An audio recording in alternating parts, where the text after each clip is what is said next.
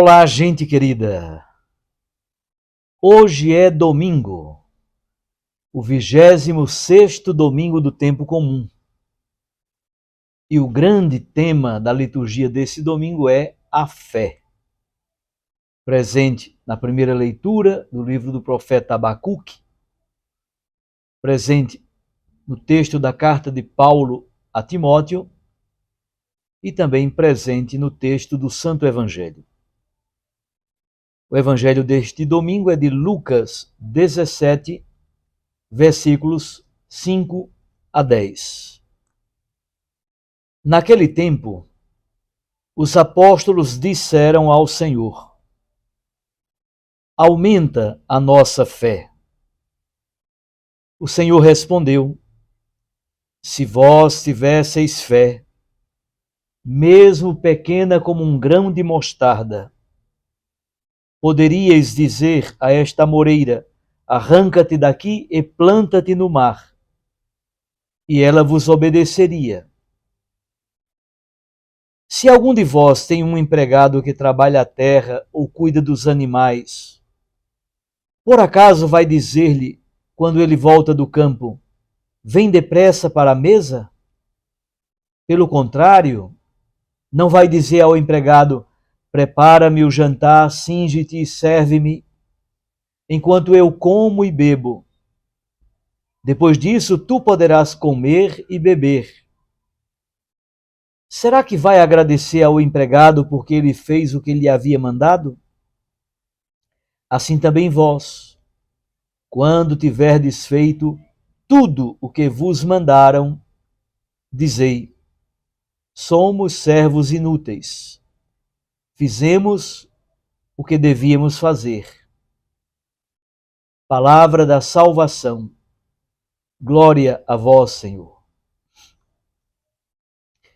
Minhas irmãs e meus irmãos, para chegarmos ao texto do Santo Evangelho, vamos dizer duas palavras também sobre a primeira leitura do livro do profeta Abacuque. Então, a primeira leitura de hoje, do livro de Abacuque, nesta leitura, o profeta, ele aparece atuando exatamente naquele período, naquele contexto do exílio da Babilônia. Abacuque identifica a situação social, a situação espiritual de Judá no governo do rei Joaquim, um pouco antes da primeira invasão de Nabucodonosor a Jerusalém, em 597. O profeta então vive um momento de grande instabilidade social. O contexto é de corrupção e de opressão. Por isso, o profeta trava um diálogo profundo com Deus, demonstrando sua angústia diante das injustiças, da violência, da iniquidade, diante da opressão e da discórdia, mas ao mesmo tempo o profeta guarda a fé e a esperança. Os primeiros versículos da primeira leitura deste domingo, estes primeiros versículos nos ajudam a compreender exatamente como, aparentemente, diante da queixa do profeta, Deus é como se estivesse calado. O profeta apresenta a Deus o seu grito de dor, observando o contexto, mas a resposta aparentemente é um grande silêncio da parte de Deus.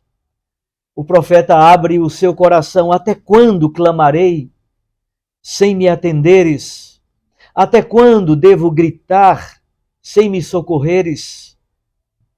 O profeta suplica pela ação de Deus, pela sua intervenção, e a grande pergunta do profeta é como conciliar a bondade e a soberania de Deus com o sofrimento dos pobres, as injustiças, o sofrimento dos inocentes, as opressões.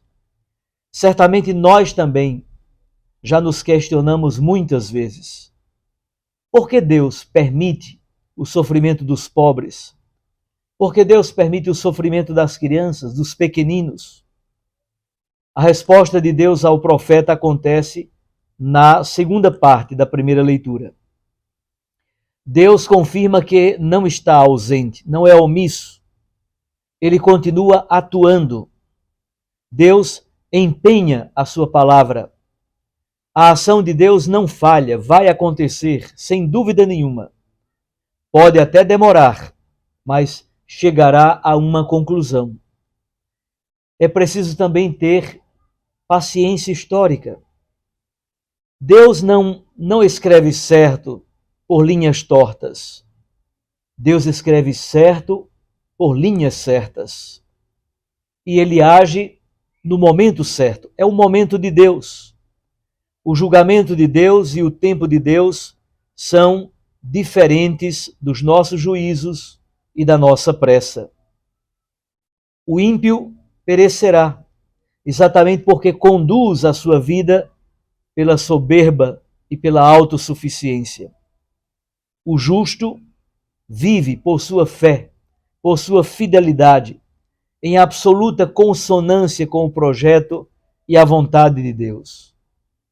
A palavra hebraica para dizer fé é emuná. É algo que significa solidez, segurança, firmeza, algo fidedigno. O profeta apresenta a sua angústia, a sua pergunta. Deus responde dizendo que age, mas age no tempo dele, não no nosso. Talvez precisemos esperar, mas a única atitude que nos resta é a fé, a confiança inabalável em Deus nosso Senhor. A segunda leitura deste domingo é da segunda carta de Paulo a Timóteo, capítulo 1, versículos 6 e de 13 a 14. Nós sabemos que a segunda carta de Paulo a Timóteo é como que o testamento espiritual de Paulo. Paulo sabe que a sua vida está chegando ao final. Por isso, exorta o jovem Timóteo sobre 4 temas muito importantes. Primeiro, não perdeu o vigor e o ânimo. Não se envergonhar de Jesus e do próprio apóstolo Paulo, que está preso em Éfeso ou em Roma. Usar o conteúdo do Evangelho paulino e guardar o depósito da fé. É preciso, portanto, reavivar o dom de Deus que Timóteo recebeu pela imposição das mãos do apóstolo Paulo. Paulo como que nos adverte sobre um perigo que é cada vez mais comum entre nós, em nossas comunidades.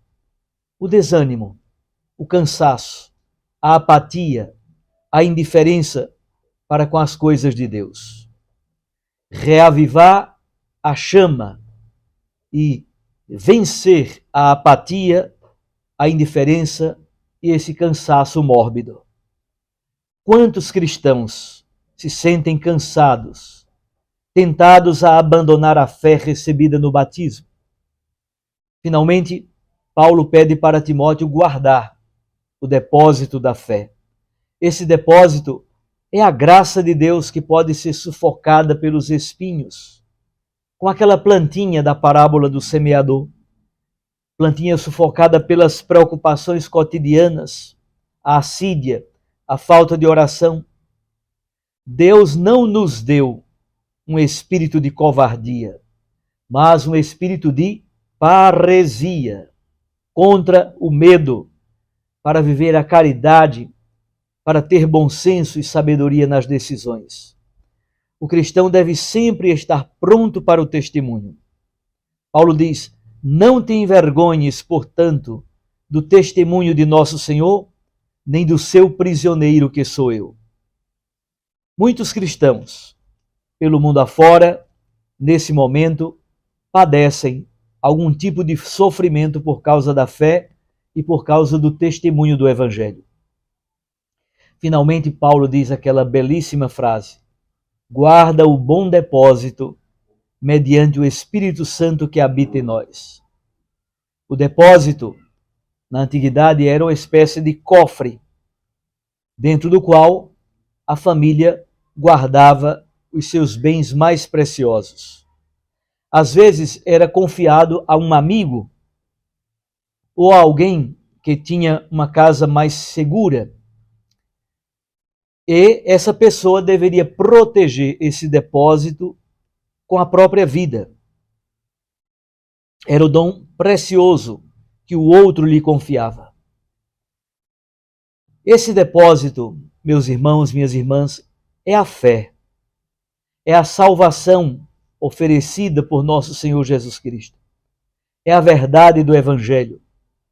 Dessa forma, Paulo nos diz: reavivar a chama do dom de Deus, não se envergonhar de Cristo Jesus, pregar a palavra do Santo Evangelho que Paulo anunciou, confirmar a fé dos irmãos da comunidade e guardar o depósito da fé com a ajuda do Espírito Santo.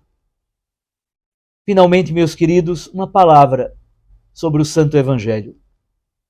O trecho do Evangelho de hoje começa com um pedido bastante inusitado da parte dos apóstolos: aumenta a nossa fé.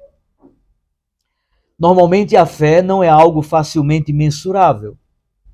Como se pode falar de uma fé maior ou menor? Como se pode aumentar a fé de alguém? Jesus responde ao pedido dos apóstolos com duas imagens, ambas vinculadas às árvores. A fé do tamanho de um grão de mostarda pode inclusive chegar a transplantar uma amoreira no mar. E a semente de mostarda, nós já o sabemos pela parábola que Jesus contou, é uma das menores de todas as hortaliças, de todas as sementes de hortaliças. Porém, quando cresce, torna-se uma árvore de porte médio. Nessa árvore até as aves do céu vêm fazer os seus ninhos. O aumento da fé consiste em experimentar a misericórdia de Deus que nos leva a amar os irmãos e irmãs, especialmente os pecadores, porque primeiro nós fomos amados por Deus. Essa é a origem da missão de Jesus e também da missão da igreja entre os mais afastados, entre os sofredores, entre aqueles que abandonaram a igreja e estão distantes. Exatamente porque essa fé nos desinstala e nos ajuda a sair da nossa comodidade para ir ao encontro do outro. Jesus logo passa a uma segunda imagem: o empregado que trabalha a terra e cuida dos animais. É um empregado do seu senhor. A ele, o senhor pede que prepare tudo para o jantar. E o empregado, cingindo-se, passa a servir o seu senhor. O empregado fez aquilo que se espera de um empregado: servir o seu senhor. Quando tivermos feito tudo aquilo que deveríamos fazer, devemos somente afirmar: somos servos inúteis. Fizemos somente aquilo que deveríamos fazer. Trata-se, na verdade, da gratuidade do ministério apostólico.